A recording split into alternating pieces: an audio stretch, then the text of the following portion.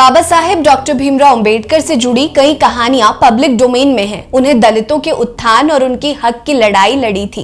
उन्होंने समाज में सम्मान दिलाया था। उनके द्वारा किए गए सामाजिक कार्यों की लिस्ट काफी लंबी है, लेकिन क्या आप जानते हैं बाबा साहेब के व्यक्तिगत जीवन के बारे में?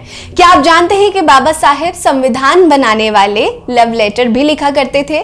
नमस्कार, मैं हूं आपके साथ रीटा और आप देख रहे हैं भीमसेना। आज की वीडियो में मैं आपको बताऊंगी कि आखिर बाबा साहेब डॉक्टर भीमराव अंबेडकर जो लव लेटर लिखा करते थे वो किसे लिखते थे और उसमें क्या लिखा करते थे। वीडियो पसंद आएगी तो लाइक जरूर करिएगा, सब्सक्राइब चैनल को कर दीजिएगा, ज्यादा से ज्यादा लोगों तक शेयर करिएगा और कमेंट सेक्शन में अपनी राय भी दीजिएगा। बाबा साहेब की पहली शादी 4 अप्रैल 1906 को 9 साल की रामी से हुई थी, जिन्हें लोग रमाबाई भी कहते थे, लेकिन बाबा साहेब के लिए वो पहले दिन से ही रामू थी।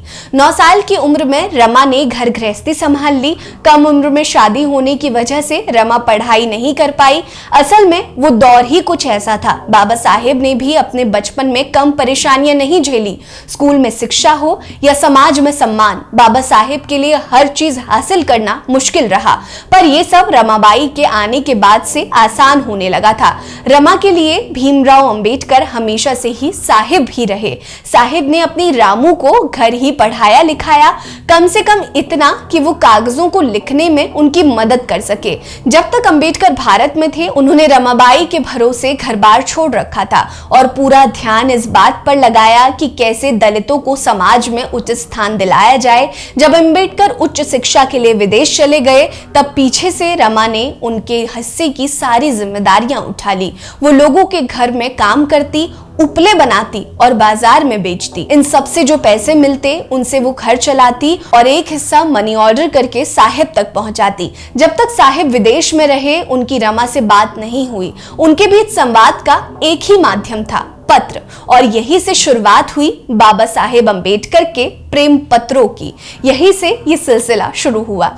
विदेश में रहते हुए 30 दिसंबर 1930 को बाबा साहेब ने रमा के नाम खत लिखा था, जिसका एक हिस्सा हम आपको सुनाते हैं। रमा, कैसी हो तुम? तुम्हारी और यशवंत की आज मुझे बहुत याद आई। तुम्हारी यादों से मन बहुत ही उदास हो गया है। शायद मन में बहुत सारी बातें उमड़ रही हैं। मन बहुत ही विचलित हो गया है और घर की, तुम सब की बहुत याद आती है। मुझे तुम जहाज पर छोड़ने आई थी। हर तरफ मेरी जय जयकार गूंज रही थी और ये सब तुम देख रही थी। तुम्हारा मन भराया था। तुम्हारी आंखें जो शब्दों में बयां नहीं हो पा रहा था, वो सब कुछ बोल रही थी। अब यहाँ लंदन में इस सुबह ये बातें मन में उठ रही हैं। दिल कोमल हो गया है। जी में घबराहट सी हो रही है। रमा, दरिद्रता, गरीबी के सिवाय हमारा कोई साथी नहीं। मुश्किलें और दिक्कतें हमें छोड़ती नहीं। सिर्फ अंधेरा ही है, दुख का समंदर ही है। हमारा सूर्योदय हमको ही होना होगा। इसलिए कहता हूँ कि यशवंत को खूब पढ़ाना। मैं समझता नहीं हूँ, ऐसा नहीं है रमा। मैं समझता हूँ कि तुम इस आग में जल रही हो। पत्ते टूट कर गिर रहे हैं और जान सूखती जाए, ऐसी तुम होने लगी हो। पर रमा, मैं क्या करूँ? रमा, तुम मेरी जिंदगी में ना आती तो मेरा क्या होता? तुम मन साथी के रूप में ना मिली होती तो क्या होता? मात्र संसार सुख को ध्येय समझने वाली स्त्री मुझे छोड़ के चली गई होती। आधे पेट रहना या उपला चुनने जाना या गोबर ढूंढ कर उसका उपला थापने या उपला थापने के काम पर जाना किसे पसंद होगा? चूल्हे के लिए ईंधन जुटा कर लाना मुंबई में कौन पसंद करेगा? घर के चिथड़े हुए कपड़ों को सीते रहना। इतना ही नहीं, एक माचिस में पूरा माह निकालना है। इतने ही तेल में और अनाज नमक से महीने भर का काम चलाना चाहिए। मेरा ऐसा कहना, गरीबी के ये आदेश तुम्हें मीठे नहीं लगते तो मेरा मन टूट कर क्या हो जाता? मेरी जिद में दरारें पड़ गई होती, मुझे ज्वार आ जाता, उसी समय तुरंत भाटा भी आ जाता, मेरे सपनों का खेल पूरी तरह से तहस नहस हो जाता। ये खत अंबेडकर ने लंदन में अपनी पढ़ाई के दौरान अपनी पत्नी रमाबाई को लिखा था। जब अंबेडकर ने नौकरी शुरू की तो वे अपनी कमाई रमा को देने लगे। जब जरूरत होती वे रमा से पैसे मांग लेते।